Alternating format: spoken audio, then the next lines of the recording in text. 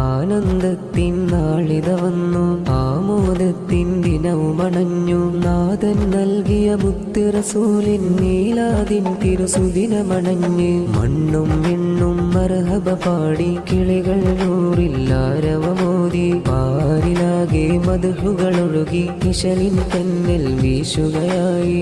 ആനന്ദത്തിൻ നാള് റബിയുൽ അവ്വൽ സുബ്ഹിലായി.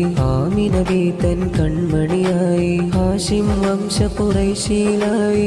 ആരോമൽ നബി പിറവിയതായി.